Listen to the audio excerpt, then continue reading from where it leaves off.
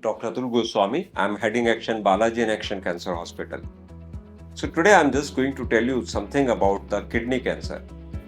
जो kidney cancer होते हैं वो one of the commonest cancer होते हैं हमारी मेंस के अंदर भी, और फीमेल्स में थोड़ा कम होते हैं बट मेंस में ज़्यादा इंसिडेंस होता है। तो कॉमन फैक्टर्स जिसके कारण से किडनी कैंसर होते हैं उसमें स्मोकिंग और हाइपरटेंशन और ओबेसिटी। थर्ड फैक्टर है ओबेसिटी। जो पेशेंट ओबीज होते हैं, स्मोकिंग करते हैं और जिनको ब्लड प्रेशर भी होता है, उनमें थोड़ा किडनी कैंसर होने का रिस्क ज़्यादा होता है।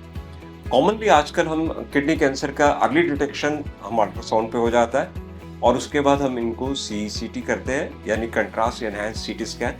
उसमें हमें पता चल जाता है कि ट्यूमर कितना छोटा है, कितना बड़ा है और उसमें चांसेस कितने हैं कि कैंसर होने के।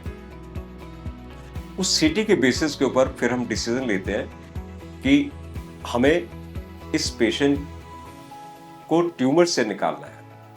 तो कई जो छोटे ट्यूमर होते हैं उनमें हम सिर्फ ट्यूमर ही निकाल देते हैं और किडनी को बचा लेते हैं, जिसको कि हम पार्शियल नेफ्रेक्टमी बोलते हैं। और कुछ पेशेंट्स में जब हमें लगता है कि ट्यूमर बहुत ज़्यादा है और हम उनमें किडनी नहीं बचा पाते, तो उनमें हम रेडिकल नेफ्रेक्टमी कर देते हैं, यानी किडनी उनकी उसको निकालना पड़ता है, क्योंकि पेशेंट को हमारा पहला फर्ज है कि पेशेंट को कैंसर मुक्त करना। सेकंड फर्ज है कि हमें उसकी किडनी बचाना।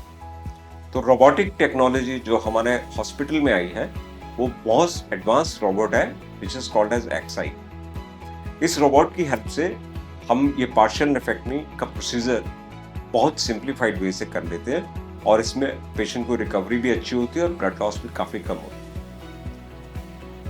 तो अब हमारे पास कभी भी कोई पेशेंट जिनके ट्यूमर स्पेशली 4 सेंटीमीटर से नीचे हैं, they can opt for partial nephrectomy.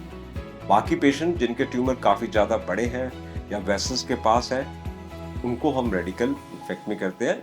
आप इसके लिए, इस भी प्रॉब्लम के लिए, जब भी आपको कोई प्रॉब्लम हो तो आप हमसे कांटेक्ट कर सकते हैं या किसी भी क्वालिफाइड यूरोलॉजिस्ट से कांटेक्ट करके इसका ट्रीटमेंट करा सकते हैं।